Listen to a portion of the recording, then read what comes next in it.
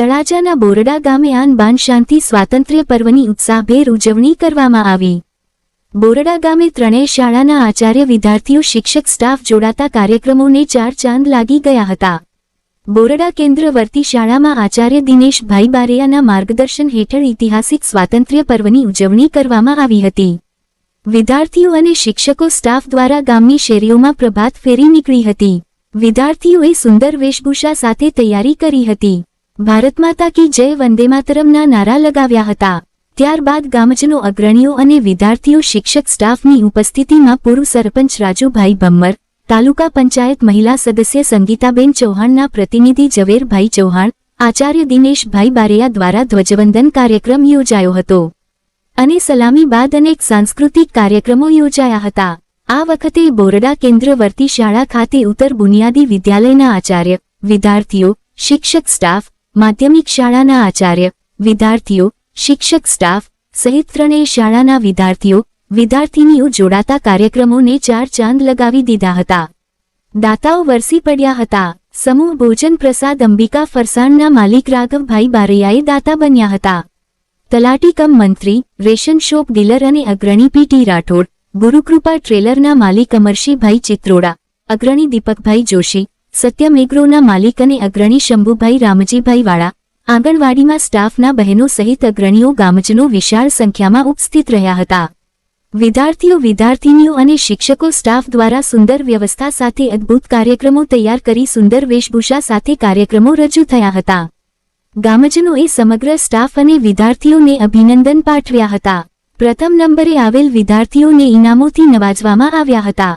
આચાર્ય દિનેશભાઈ બારૈયાએ જણાવ્યું હતું કે શાળામાં ઉજવાતા દરેક કાર્યક્રમમાં ગામજનો હાજરી આપી મનોબળ વધારવા વિનંતી કરી હતી અને શાળામાં મુલાકાત લ્યો અને જ્યાં ભૂલ હોય ત્યાં ધ્યાન પણ દોરો અને સરાહનીય કામગીરીમાં પ્રોત્સાહિત પણ કરતા રહેવા વિનંતી કરી હતી। શિક્ષકા બહેનોએ સુંદર વક્તવ્ય આપ્યા હતા।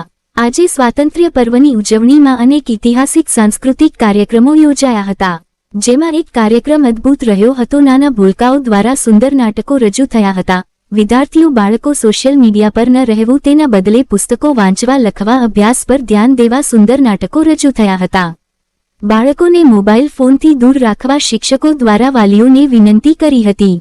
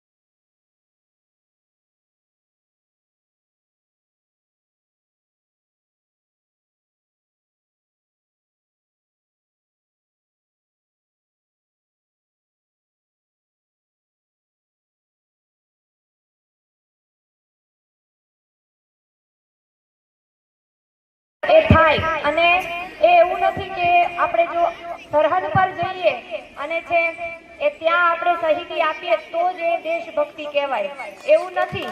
પરંતુ છે એ નાનકડા એવા કર્મથી પણ જો આપણે દેશ સાથે સંકળાઈએ, જોડાઈએ, તો પણ એ સાચા અર્થમાં છે દેશભક્તિ કહેવાય. અને એવું જ સરસ કાર્ય છે ઈશ્વરે અમને સાંભળ્યું છે કે શિક્ષણનું કાર્ય. તો શિક્ષણ છે એ લગભગ દરેક સુધી કે જેનો આરંભ પણ શિક્ષણ છે અને જેનો અંત પણ છે એ શિક્ષણ છે. એટલે આ સૌથી મોટી જવાબદારી અમને આપી છે. તો પ્રભુને પ્રાર્થના કરીએ કે આ પર્વથી છે, અથવા તો અમે તો જોડાયેલા જ રહીએ છીએ અને કાર્ય જ કરીએ છીએ, પણ એવી છે ઉર્જામય શક્તિ છે અમને સતત આપતા રહે, પ્રેરિત કરતા રહે. અને આજના દેશનું ગૌરવ કેવું એના વિશે વાત કરું તો કે આપણે તિરંગો છે એક નાનકડી એવી ઝૂંપડીથી લઈ અને રાજાધિરાજ દ્વારિકાધીશ એમના દરબાર સુધી છે આજે બહોળી સંખ્યામાં છે આપની ઉપસ્થિત, આપ સુંદર છે કાર્યક્રમ નિહાળી રહ્યા. એમના શિરે, એમની શિખર પર પણ આજે છે એ આ રાષ્ટ્ર